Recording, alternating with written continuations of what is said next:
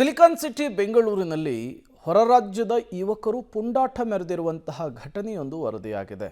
Horn ಮಾಡಿದಂತಹ ವಿಚಾರಕ್ಕೆ ಶಾಲಾ ವಾಹನದ ಮೇಲೇನೆ ಕಲ್ಲೆಸೆದು ಬಿಟ್ಟಿದ್ದಾರೆ ಕಿಡಿಗೇಡಿಗಳು. ಅಟ್ಟಹಾಸವನ್ನು ಮೆರೆದು ಬಿಟ್ಟಿದ್ದಾರೆ. ಇದನ್ನು ಪ್ರಶ್ನಿಸಿದ ಡ್ರೈವರ್ ಮೇಲೂ ಕೂಡ 5 ರಿಂದ 6 ಹೊರರಾಜ್ಯದ ಯುವಕರು ಹಲ್ಲೆಯನ್ನು ನಡೆಸಿರುವಂಥದ್ದು. ಹೋಳಿ ಹಬ್ಬದ ದಿನ ನಡೆದಂತಹ ಘಟನೆ ತಡವಾಗಿ ಬೆಳಕಿಗೆ ಬಂದಿದೆ. ರಾಗಿ ಮಿಲ್ ರಸ್ತೆಯಲ್ಲಿ ಹೋಳಿ ಆಡುತ್ತಾ ತೊಂದರೆಯನ್ನು ಕೊಡ್ತಾ ಇರ್ತಾರೆ ಈ ಪುಂಡರು. ಬಸ್ಗೆ ಅಡ್ಡ ಬಂದು ತೊಂದರೆ ಕೊಡ್ತಾ ಇದ್ದದ್ದನ್ನು ಬಸ್ ಡ್ರೈವರ್ ಪ್ರಶ್ನೆ ಮಾಡ್ತಾರೆ. ದೊಡ್ಡಗೊಲ್ಲರಹಟ್ಟಿಯ ಖಾಸಗಿ ಶಾಲೆಯ ಬಸ್ ಮೇಲೆ ಈ ಕಲ್ಲೆಸೆತ ಆಗಿರುವಂಥದ್ದು. ವಾಟರ್ ಬಾಟಲ್ ಫ್ಯಾಕ್ಟರಿಯಲ್ಲಿ ಕೆಲಸ ಮಾಡ್ತಾ ಇದ್ದಂತಹ ಯುವಕರಿವರು ಅನ್ನೋದು ಗೊತ್ತಾಗ್ತಾ ಇದೆ. ಇವರಿಂದ ಈ ಕೃತ್ಯವನ್ನು ಎಸಗಲಾಗಿದೆ.